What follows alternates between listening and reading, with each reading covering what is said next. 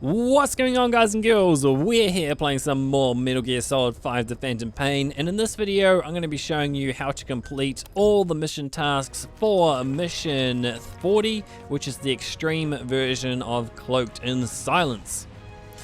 Now, in this mission you don't need anything special. In fact, I highly recommend making your loadout as cheap as possible on your resources, because we're not going to be doing anything other than dropping supply drops on her, just like we did in the first version, except we're just going to flesh out some of the ideas that we need, because she is going to actually try and jump away from us when we try this technique this time. So what we're going to have to do is we're going to have to pop up right at the right location so that she shoots at us, but don't let her shoot you, don't let her hit you, because you will die instantly in this mission if she hits you.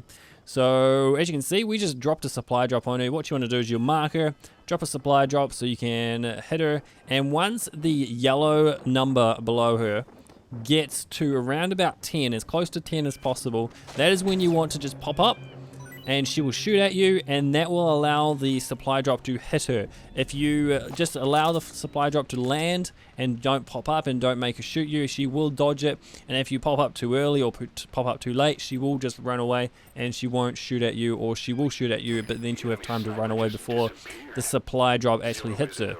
And this time it's also going to take 5 supply drops to hit her. So the reason I said make your loadout as cheap as possible is because whenever you call down a supply drop, the one I'm calling in is just ammo and all that sort of stuff.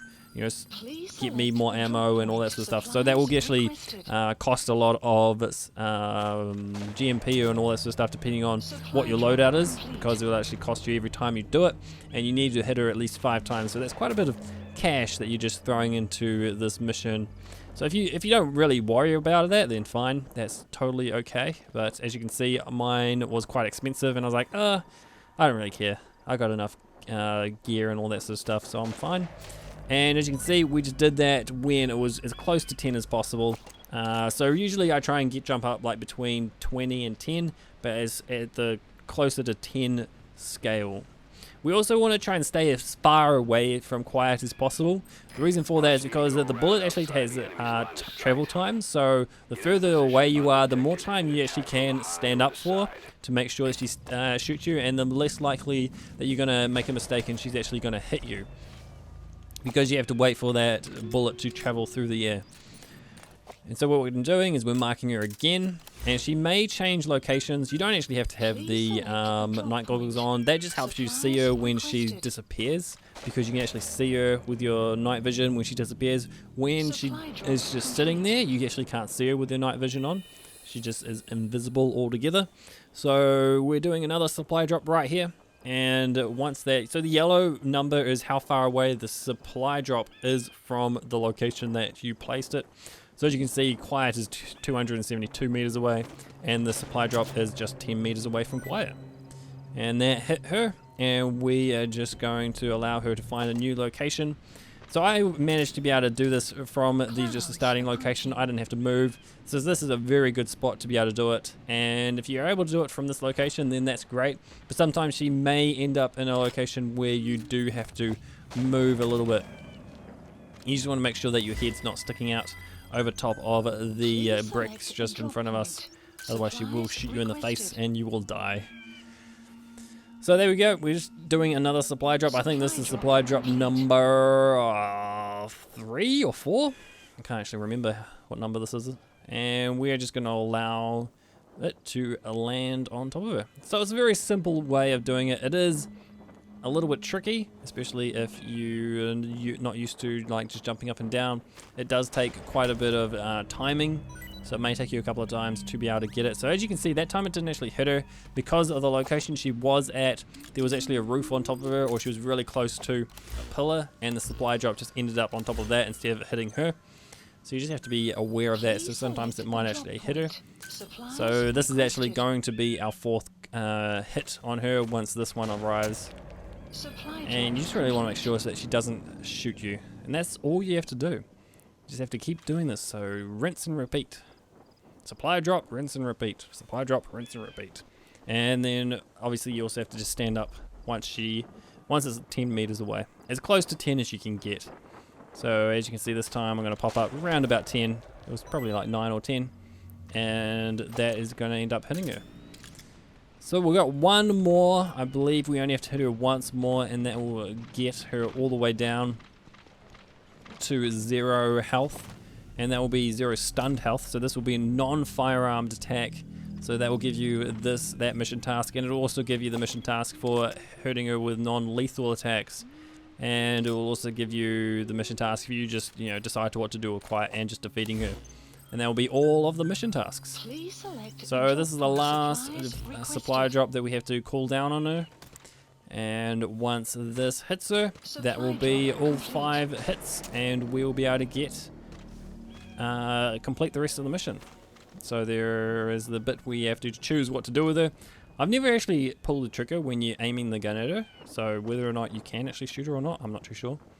It seems like you can, and I just never can do it. I'm just like, maybe I should try and see if it's actually going to hit her, if I'm going to kill her, and I don't know. So that was the last mission task that I needed to complete for this mission, was the defeating her without any firearms. But we also have to do the other ones for this playthrough. So I did the other ones on another playthrough because I've already played through this mission before. I just hadn't done it without any firearm attacks. So it takes a little bit longer than the first time you did it because it is the extreme version. She's got a lot more health. And so we just want to run over to this location, and this will be where she is right here. There will be a cutscene that you can skip once that activates. So it's around about here it starts activating, and once it allows you to skip the cutscene, you can do that. And this is when you have the chance to shoot her, I believe. I was like, can I skip this cutscene? It's no, it's choice.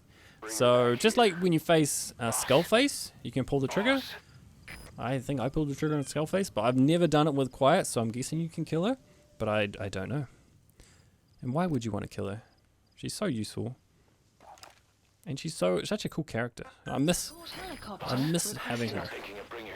So now what we're doing is we are going to extract her, and that will be the end of the mission. And as you can see, we've done all the mission tasks except determine what to do with her.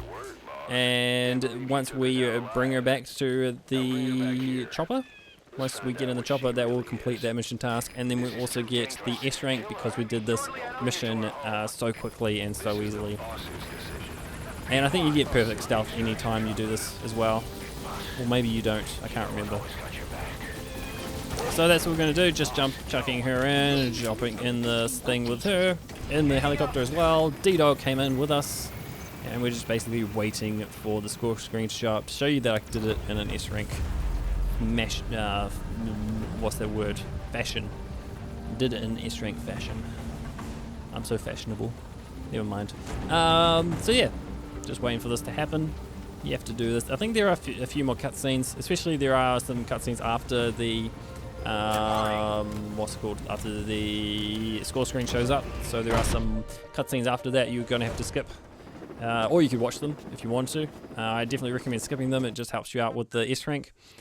And she is wearing a different uniform when you do this mission playthrough, and you do unlock it for her when you do this mission again.